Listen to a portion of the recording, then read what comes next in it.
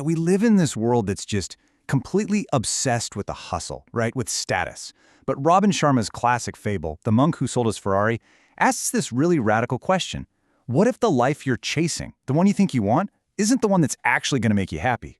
This is more than just a story. It's kind of like a mirror for all of our modern anxieties, but it's also a guide to some really ancient wisdom. So let's dive in and see what that's all about. I love this quote. It sets the stage perfectly for everything we're about to talk about. The whole journey here, it's not about one-upping your neighbor or competing with your coworkers. Nope, it's all about the internal work. It's about becoming a better version of the person you were yesterday. That is such a profound shift in perspective, right? It's like moving the goalpost from, what do other people think of me, to, how am I growing? Okay, so first things first, let's meet the main character of this story, Julian Mantle. And on the surface, this guy is the absolute picture of success. I mean, he's a brilliant trial lawyer making 7 figures. He's got the mansion, the private jet, and of course, that shiny red Ferrari. He has everything, or at least that's what it looked like from the outside. But here's the thing, that whole before picture, it was a total paradox. Because underneath all that success, Julian was just crumbling. His health was shot, his relationships were completely empty, and spiritually, he was bankrupt. And then, the breaking point. He has a massive heart attack, right in the middle of a packed courtroom. That crisis, that moment of collapse, became the catalyst for everything that followed. And this, right here, is where the story really takes a turn.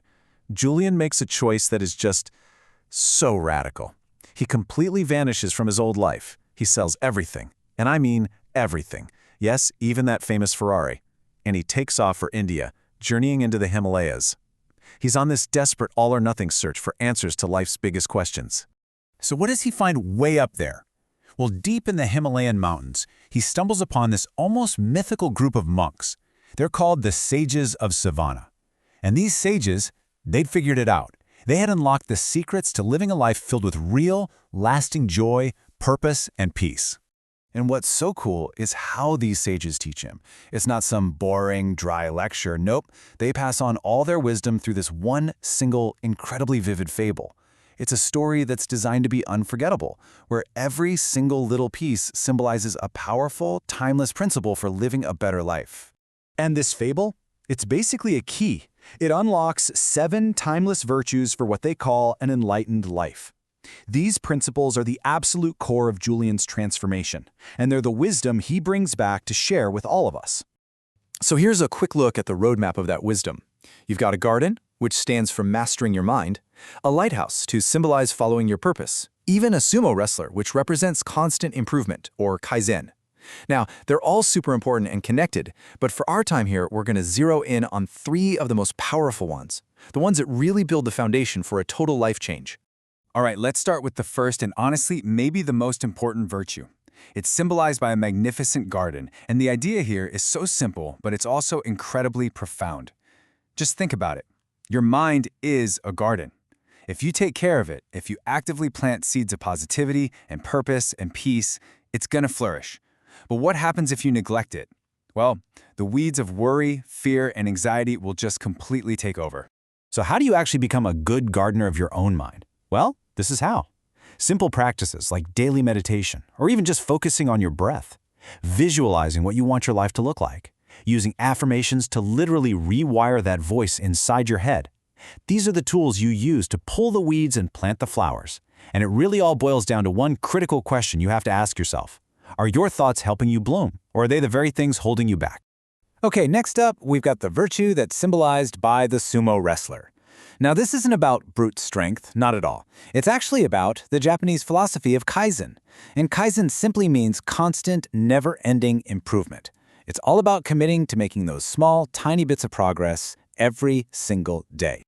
You see, the path to mastering yourself isn't about some huge, dramatic leap. It's paved with these small, consistent actions. We're talking about things like reading for just 30 minutes a day, or maybe learning one new skill a month. See? It's not about being perfect, it's just about making progress. It really makes you think, doesn't it? Where in your life have you just settled for good enough? And the last virtue we're going to touch on today might just be the most vital of all. It's symbolized by a path of diamonds. And why diamonds? Because they're a reminder that the present moment, right now, is precious. It's all we really have. Think about it. So many of us are constantly rushing towards some future goal thinking, oh, I'll be happy when. But in all that rushing, we're missing the diamonds that are right here, right under our feet. And you can practice this. It's not that complicated. It's about finding moments of mindfulness in stuff you already do, like walking or eating. It's about keeping a gratitude journal to actually notice the good things that are already in your life.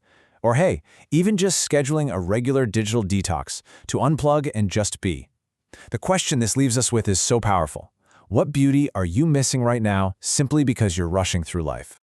Okay, so we've walked through some of this amazing wisdom, and now the focus has to shift. It moves from Julian's journey directly to ours, to yours.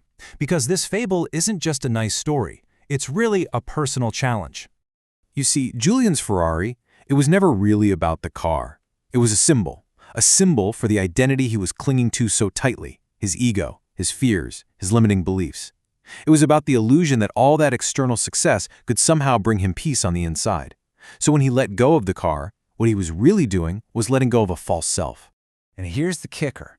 We all have our own Ferraris.